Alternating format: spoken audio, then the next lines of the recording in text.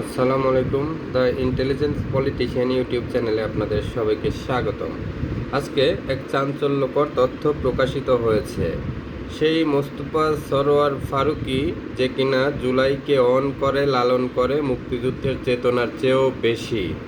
তো কোথায় মুক্তিযুদ্ধ মোস্তফা সরোয়ার ফারুকী, কোথায় জুলাই? একটা গণ অভ্যুত্থানকে দেশের মুক্তিযুদ্ধের সাথে স্বাধীনতা বিরোধীদের সাথে এক হয়ে যুদ্ধ স্বাধীনতা বিরোধীদের সেই স্বাধীনতার বিপক্ষে অবস্থানের কারণেই তারা স্বাধীনতাকে ছোট করতে চায়। তাদের সাথে কাঁধে কাঁধ মিলিয়ে ঠোঁটে ঠোঁট মিলিয়ে যে বলো যে জুলাইকে মুক্তিযুদ্ধের চেয়েও বেশি লালন করি, সেই সুফি পীর যে কিনা জুলাই লালন করে, সেই জুলাই জাদুঘরে 100 কোটি টাকা মধ্যে কোটি কোটি টাকা লুপাট করেছেন। কিভাবে লোপাট করেছেন চলুন দেখে আসি সেই চিত্রগুলো। জুলাই জাদুঘরের এই যে এখানে দেখেন একটা গণকবর দেখানো হয়েছে। এই যে এই কবরে মিলিয়ন মিলিয়ন টাকার মাটি লেগেছে। এইটুকু মাটি কিনতে কত টাকা লেগেছে? আর এই জুলাই জাদুঘরে একটা প্রাচীর দেওয়া হয়েছে, যে প্রাচীর কিনা গণপূর্ত মন্ত্রণালয় থেকেও 20 কোটি টাকার বাজেট নেওয়া হয়েছে। এবং আরেক দিকে দেখানো হয়েছে জুলাই জাদুঘর থেকে খরচ। তাহলে এখানে ডাবল খরচ দেখানো হয়েছে। 19টি শর্ট ফিল্মস করতে কোটি কোটি টাকা খরচ করেছেন মিনহাজ ট্রেডের নামে। মিনহাজ ট্রেডে যে কাজগুলো দিয়েছে, 71 টেলিভিশন মিনহাজ ট্রেডে খোঁজ নিতে গিয়ে দেখলেন কি সেখানে একটা রিক্সা গ্যারেজ। হাস্যকর ব্যাপার। সেই রিক্সা গ্যারেজের মালিক বলেছে এখানে 20 বছর ধরে তারা রিক্সা গ্যারেজ করেছেন। তো যে ঠিকানা মিনাস ট্রেডের নামে দেওয়া হয়েছে সেখানে মিনাস ট্রেড নামে কিছু আসলে নেই। তো কোটি কোটি টাকা মিনাস ট্রেডের নামে দুর্নীতি করা হয়েছে। আরও একটি দুর্নীতি করা হয়েছে, 15 লাখ টাকা সাদা কাগজে সিগনেচার করে জুলাই যোদ্ধাদের দিবে বলে নেওয়া হয়েছে। ভাই, আপনি জুলাইকেও অন করেন আর সেই জুলাই যোদ্ধাদের নামে টাকা নিয়ে লুটপাট করেন। 15 লাখ টাকা নিয়েছেন। জুলাই যোদ্ধাদের পরিবারকে যদি টাকাগুলো দিতেন তারা তো উপকৃত হতো। আপনি মুখে জুলাই জুলাই বলে ফেনা তুলে এদিকে দুর্নীতি করে কোটি কোটি টাকা হাতিয়ে নিয়েছেন। আরও হাতিয়ে নিয়েছেন খাবারের নামে। যারা গণভবনে কাজ করেছে তাদের কাজের বিল দেখানো হয়েছে লক্ষ লক্ষ টাকা শুধুমাত্র নাস্তার এবং খাবারের। এখন এমন কাজ করা 5 জন ব্যক্তির কাছে অনুসন্ধান করে জেনেছেন তারা সকাল দুপুর রাত নিজেদের খরচেই খাবার খেতেন, তাদেরকে কোনো খাবারের টাকা দেওয়া হতো না। তাহলে মোস্তফা সরোয়ার ফারুকী, কি জুলাই তুমি লালন করো? এই যে উপদেষ্টা আসিফ মুখে বড় বড় কথা বলে হাজার হাজার কোটি টাকা সুইস ব্যাংকে গিয়ে, আসিফ নজরুল আর তুমি গেলা সুইস ব্যাংকে গিয়ে, এত দেশ থাকতে তোমরা সুইজারল্যান্ডে গেলা, সুইস ব্যাংকে এখন 42% বাংলাদেশের ডিপোজিট বেড়েছে।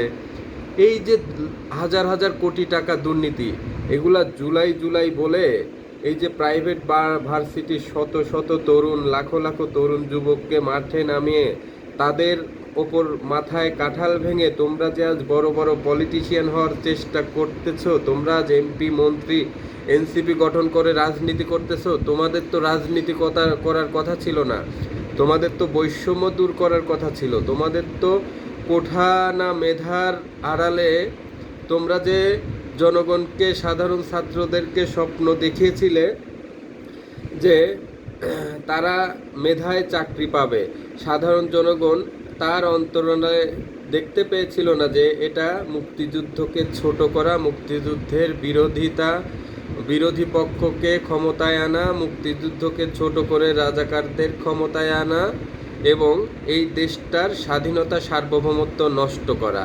তোমরা কি তখন বলেছিলে যে 71-এর সাথে 24 তুলনা করা হবে? তোমরা কি বলেছিলে তোমরা রাজনীতি করবে, তোমরা একটা রাজনৈতিক সংগঠন করবে, সংসদে যাবে? তোমরা তো সংসদে গিয়ে মধু খাইতেছো, আর এই যে হাজার হাজার লক্ষ লক্ষ লোক যে আহত তাদের খোঁজ খবর রাখতেছো, তাদের ওপর মাথায় কাঁঠাল ভেঙে। আর এই যে তরুণ প্রজন্ম জেনজিকে বলি, আজকে তোমরা যাদের দ্বারা ব্যবহৃত হয়েছো, আজকে তারা কোথায়? ওই যে হাসনাত একটা কথা বললো, গাং পার হইলে মাঝি তুমি কার। তো গাং পার হইলে আজকে তারা সংসদে, আজকে তো জুলাই যোদ্ধা প্রাইভেট ভার্সিটির কোনো ছেলে পেলের খোঁজ নাই, সব ঢাকা ভার্সিটির ছেলে পেলে সংসদে এখানে ওখানে। তো এগুলা ভবিষ্যৎ জেনজিকে খেয়াল রাখতে হবে। আর এই যে মোস্তফা সরোয়ার ফারুকি, তুমি তো নাটক করে বউকে দিয়ে নাটক করায় 2 লাখ 3 লাখ টাকা একটা নাটক করতে 3-4 মাসে, সেই তুমি হাজার হাজার কোটি টাকার লোভ কিভাবে সামলাবে?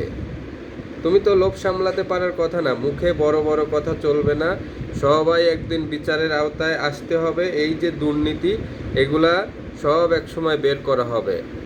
মুক্তিযুদ্ধের চেতনার শক্তি, জননেত্রী দেশরত্ন শেখ হাসিনা যখন এই দেশে আসবে,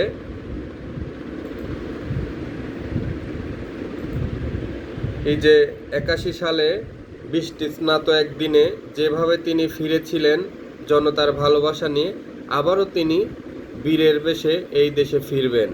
এই যে একটা ছবি, এই যে বাবা মাকে হারিয়ে দেশে ফিরে যে দুহাত তুলে ফরিয়াদ করা আল্লাহর কাছে, এই যে একটা ফুটেজ, এই মূল্য বাংলাদেশ দিতে পেরেছে শেখ হাসিনাকে। শেখ হাসিনা এসে যে বাংলাদেশকে একটা উন্নয়নের রোল মডেল করলো, এই যে পদ্মা সেতু, মেট্রো, বিভিন্ন উন্নয়ন প্রকল্প যে করলো, তার কৃতজ্ঞতা কি বাংলাদেশের মানুষের আছে? নেই। তো দেশরত্ন শেখ হাসিনা, বাংলাদেশ আওয়ামী লীগ ফিরে ফিরে আসবে। দেশের হাজার হাজার লক্ষ কোটি সমর্থক নেতাকর্মী আস্তে আস্তে জাগ্রত হচ্ছে।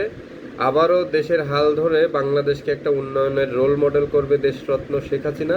তখন এই যে জুলাই ব্যবসা, হাজার হাজার কোটি টাকা লুপাটের যে চিত্রগুলা, এই চিত্রগুলা সব তদন্ত করা হবে। কারা ষড়যন্ত্র করেছে, কে কোথায় মানুষ খুন করেছে, কারা কোথায় কিভাবে ডিজাইন করেছে, সব কিছুর তদন্ত করা হবে। ইউনূস তো হাজার হাজার কোটি টাকা বাইরে পাচার করেছে, সব কিছু তদন্ত করে বের করা হবে।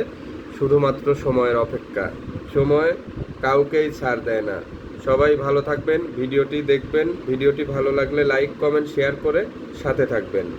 জয় বাংলা, জয় বঙ্গবন্ধু।